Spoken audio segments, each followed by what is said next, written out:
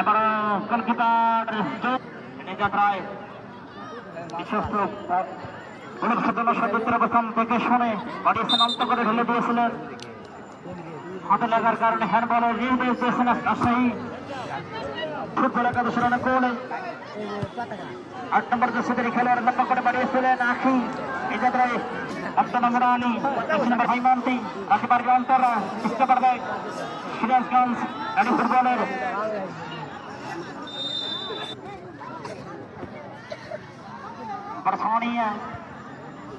হৈমন্তী দলের পক্ষে বিপদের সীমানার মধ্যে ডিবক্সের ভিতরে প্রবেশ করেছেন ৫ নম্বর দর্শকের খেলোয়াড় খড়িদি জিনু দুর্বল শট।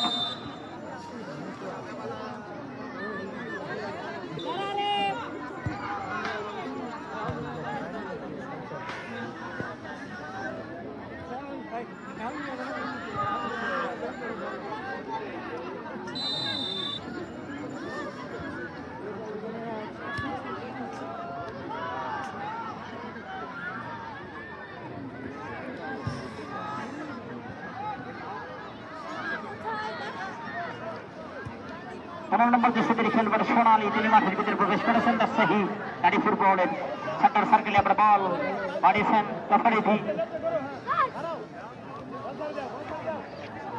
সোনি এবং বন্দী আক্রমণ ওঠার চেষ্টায়